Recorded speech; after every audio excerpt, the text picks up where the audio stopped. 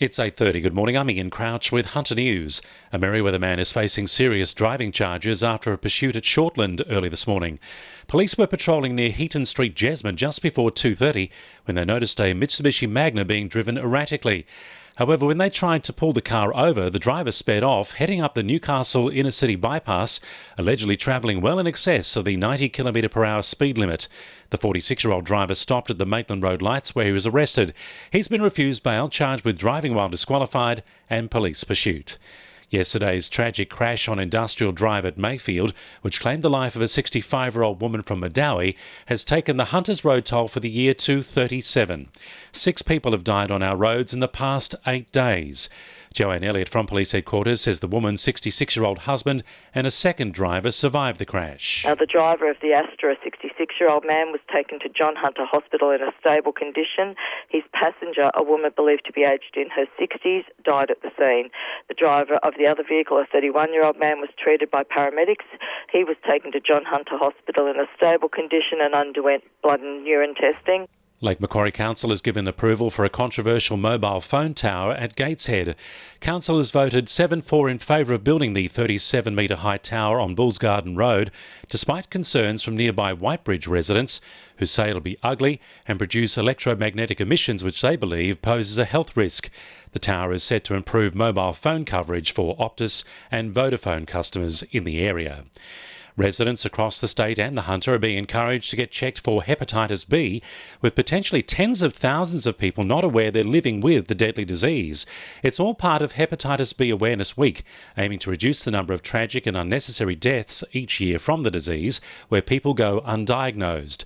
CEO of Hepatitis New South Wales, Stuart Loveday, says too many people are living with the disease. We've got a situation in New South Wales where we've got approximately 85,000 people living with chronic hepatitis B, that means ongoing hepatitis B, and only 62% of those are diagnosed. So that means more than 32,000 people in New South Wales are not aware that they've got hepatitis B.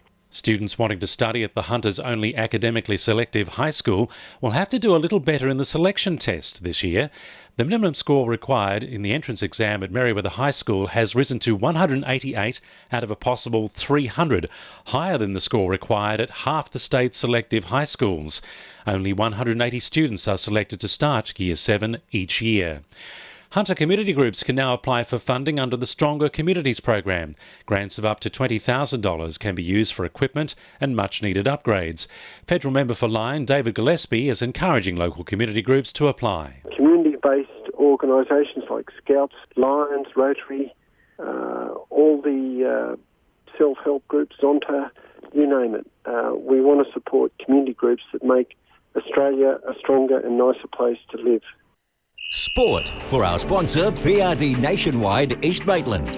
The proposed takeover by West's Group looks to be attracting more players to Newcastle, with the Knights announcing the signing of young Roosters star Connor Watson.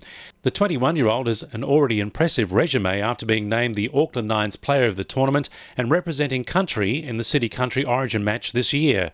Watson joins the Knights on a 3-year contract commencing next year. After beating tournament host Shandong Lueng 3-1 in their first match of the Weifang Cup, the Newcastle Jets under-18s were outplayed by Mexican giants Chivas Guadalajara yesterday. The 3-0 loss saw the Central American side dominate in possession all match, though coach Laurie McKenna says he's pleased with the way the team took on the challenge. They've came here in the big tournament, handled themselves well and did that today professionally and done everything that's asked them. They just get beaten on the day by a better team. And Belmont remains in the hunt for top position after defeating first-placed Phoenix Charlestown in a convincing 14-3 win in the Newcastle Major Baseball League at the weekend. The Seagulls are aiming to take home their 10th straight championship this year. And the winning numbers in Monday Lotto are 39, 1, 13, 20, 28 and 23, and the supplementaries are 18 and 35. 2NURFM News Time, 26 to 9.